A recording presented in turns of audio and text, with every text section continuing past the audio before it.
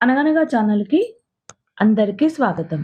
పిల్లలు, ఇప్పుడు మనం చందమామ కథల నుంచి 'కనిపించని ప్రేమ' అనే ఒక కథను వినేద్దాం. గంగవరంలో రంగరాజు అని చెప్పి పెద్ద ధనికుడుంటాడు. ఆయనకు వృద్ధాప్యం రావడం వల్ల క్రమంగా కంటి చూపు తగ్గిపోతుంది.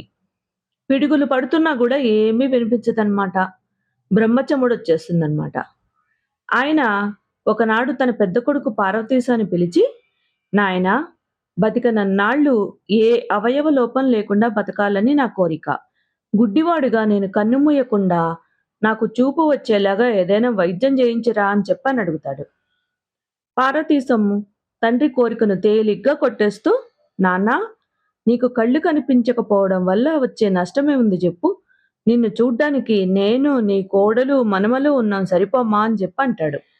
కానీ రంగరాజు వైద్యం చేయించి తీరాలని పట్టుబడతాడు. ఇంక పార్వతీశం ఊళ్ళోనే ఉన్న ఒక నాటు వైద్యుడిని పిలిపించి తండ్రికి వైద్యం చేయమంటాడు. రంగరాజు అదృష్టమో నాటు వైద్యుడి చేతి చలవో గాని కొద్ది రోజుల్లోనే రంగరాజుకు బాగా చూపొస్తుంది. తనకు శ్రద్ధగా వైద్యం చేయించినందుకు ఆయన కొడుకును మెచ్చుకుంటాడు.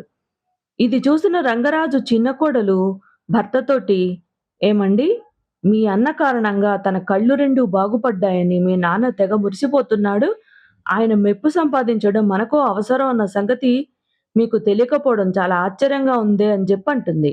చిన్న కొడుకు చిదంబరం, అవును, బాగా గుర్తు చేశావు అని ఆ మన్నాడే పట్టణానికెళ్ళి పేరు మోసిన వైద్యుడిని ఒక ఆయన్ని తీసుకొస్తాడనమాట.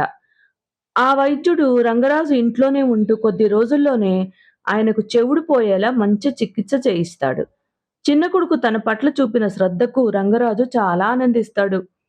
కొంతకాలం గడిచాక రంగరాజు తన తదనంతరము ఆస్తి ఎవరికి చెందాలో వివరంగా రాయించిన వీలునామా కొడుకులిద్దరికి చూపిస్తాడు. ఆ వీలునామా చదివిన అన్నదమ్ములకు మతిపోయినంత పనవుతుంది. రంగరాజు తనకున్న ఆస్తి అంతా ఊళ్ళోని ధర్మసత్రానికి రాసేస్తాడనమాట. ఇంక తండ్రితో వాదించే లాభం లేదని అన్నదమ్ములు ఊళ్ళోని పెద్ద మనుషులకు సంగతి చెప్పి, మా నాన్న ఎందుకనో ఆస్తి మాకు దక్కకుండా చేస్తున్నాడు. ఇది అన్యాయం. మీరు ఆయనతో మాట్లాడి న్యాయం జరిగేలా చూడాలి అని చెప్పి అంటారనమాట. ఇంక పెద్ద మనుషులు రంగరాజు దగ్గరకొస్తారు. వాళ్ళల్లో ఒకాయన రంగరాజు తోటి, "నువ్వు చేసిన పని ఏం బాగాలేదు. పంచేంద్రియాలు పట్టుతప్పకుండా మనిషి కాలం జేయడం కన్నా అదృష్టం ఏముంటుంది చెప్పు? నీ కొడుకులిద్దరూ నీకు వినిపించని మాటను, పోయిన చూపును తిరిగొచ్చేలా చేశారు. అలాంటి వాళ్లకు నువ్వు ఆస్తిలో చిల్లిగవ్వ దక్కకుండా జేయడము చాలా అన్యాయం. దీన్ని ఎవరు మెచ్చరు" అని జెప్పంటాడనమాట. ఇంక రంగరాజు నవ్వి, కళ్ళు బాగు జేయించి పెద్ద కొడుకు, చెవుడు పోగొట్టి చిన్న కొడుకు నిజంగానే నాకు ఎంతో మేలు జేశారు. అందువల్ల నేనిప్పుడు ఇంట్లో జరుగుతున్న గొడవలన్నీ చూడడమే కాక వింటున్నాను గూడా.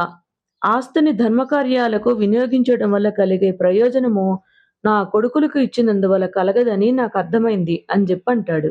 ఇంకా ఆ జవాబుతో రంగరాజుకు కొడుకుల పట్ల ఏదో అసంతృప్తి ఉందని వచ్చిన పెద్ద మనుషులు గ్రహిస్తారు.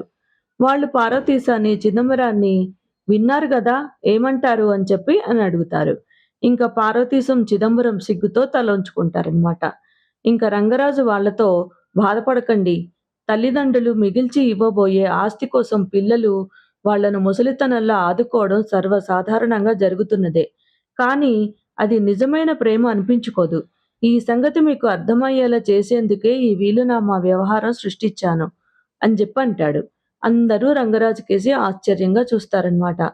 ఆయన కొడుకులకేసి ఆప్యాయంగా చూస్తూ, నేను పోరు పెట్టకుండానే మీకే మీరు నా కళ్ళకు, చెవుడుకు చికిత్స చేయించి ఉంటే చాలా సంతోషించేవాడిని. అలా మీరు చేయలేదు. ఈ వీలునామా మీకొక గుణపాఠం నేర్పుండాలి.